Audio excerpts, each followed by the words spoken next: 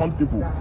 And this is also to sound a serious note of warning to the Cybercrime Center of the Nigerian Police, that the work of the Cybercrime Center is not to be arresting people who are opposing or criticizing government, or who are criticizing the police authority, or who are criticizing and calling for accountability in the police.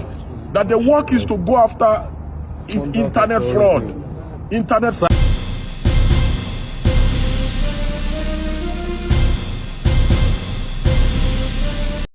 My people, wonder shall never end. It don't happen again. No. The video you guys are about to watch now is the moment VDM barrister ADEYANJU has cleared the air what really transpired today at EFCC office. And also DEJI has stated that VDM bail conditions and what the EFCC asked him to do, and also how they are going to prepare everything to go to court.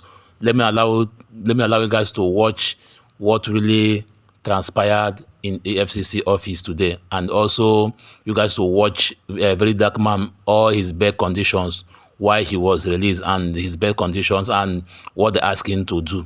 And if this is the first time for watching my video, please do me a favor to subscribe, so that anytime I bring a new video, you'll be the first person to watch. Thank you guys, and enjoy the rest of the video. Let me just add that, you see, the Nigerian people must be mindful of Muyiwa Adejobi, this first PRO at the first headquarters. This guy thinks that police work, he thinks police PRO work is about surfing the internet and arresting people that criticize the police. He thinks first PRO work is about jailing people, especially people that criticize the IG, people that criticize the police institution. Was this how Frank Kumba and other PROs, was this how they were conducting PRO work in the first headquarters?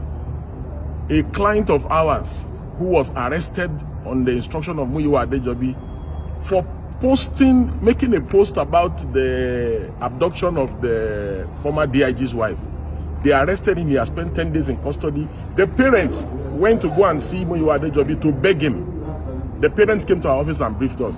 Went to see Muyiwa Adejobi. If you see the level of ridicule that he ridiculed them, the level of ridicule, then it has been alleged that he locked three of the officers who allowed the parents to gain access to see him, to beg him.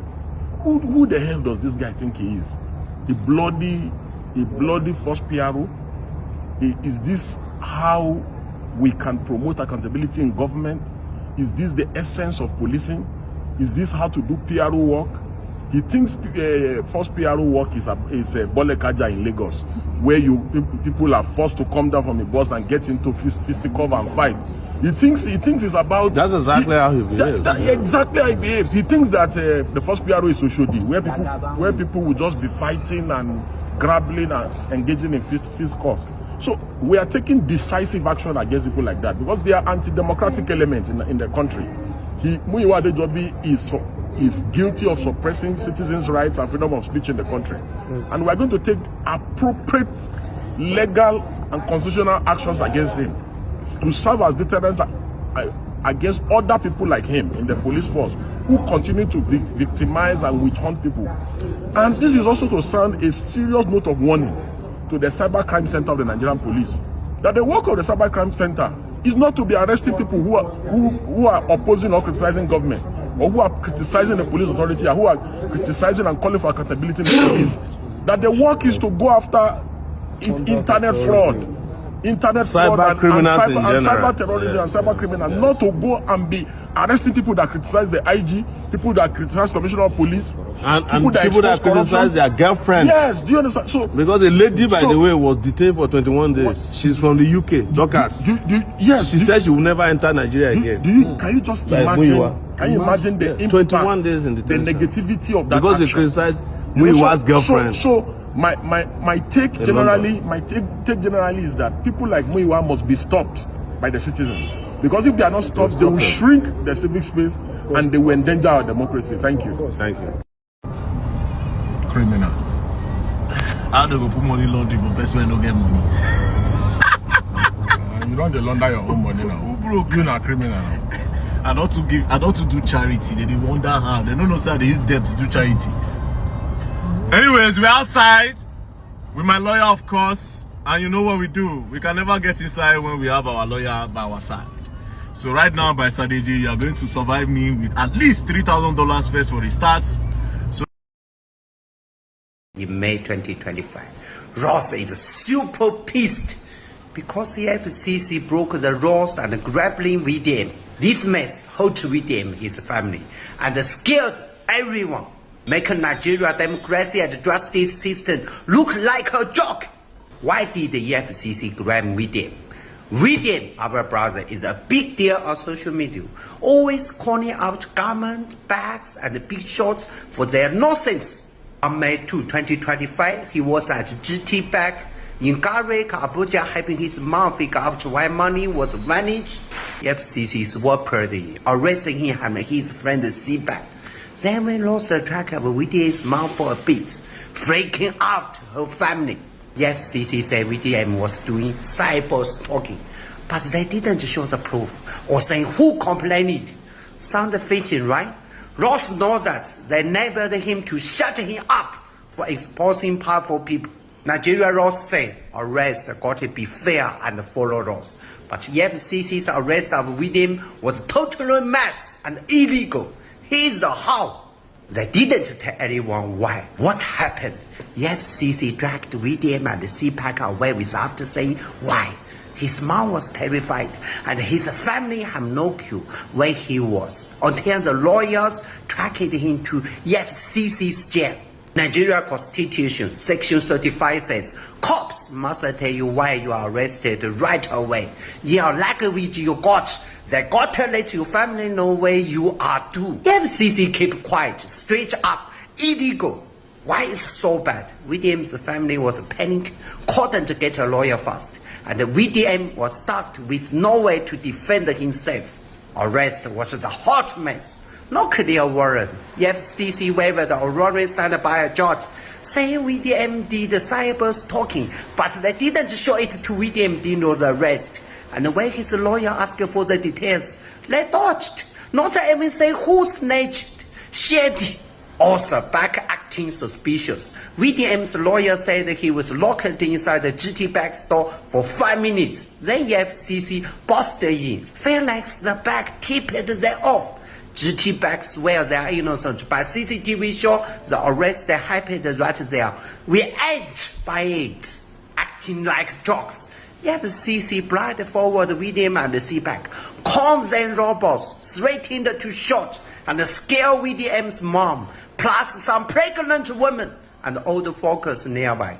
The EFCC Act, Section 7, say arrest needs the proper warrant and the good reason. The Constitution, Section 35, bans random arrest. This scale arrest make everyone think EFCC can grab everybody. No question asked.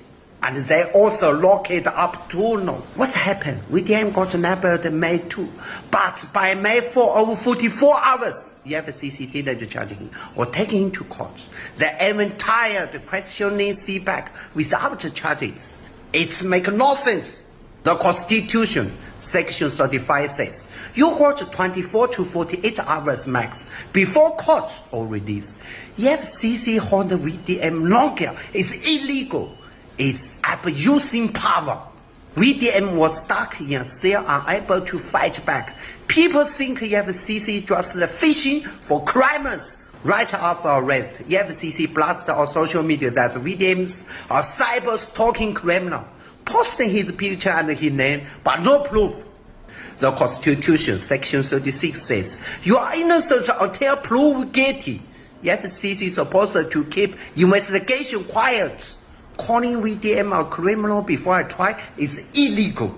Why EFCC acting like this? Because EFCC trying to silence VDM. VDM got no chair, roasting EFCC boss for being useless as exposing bank scams. That's pissed off some big shot. Back in February 2025, VDM warned the EFCC was plotting to frame him with a video of him spreading cash, not being here after he checked the GT bag. Too convenient. The EFCC used cyber stalking as an excuse to shut up critics. No catch clocks. EFCC can investigate and arrest like it's nothing, but nobody watches them. Courts have been slapped them before, like 2018. Nuclear vs. EFCC case, but their boss is picked by the president, so they act untouchable. In VDM case, they wouldn't even say who snatched, hiding behind protecting the complainants. That's just dodging the law. Ross think EFCC under pressure to bust the fraud and recover cash. VDM is this them public, make them look weak. So they grabbed him to show off. Problem is, they often arrest the force, then hunting for evidence, escaping all the rules. Maybe some corruption.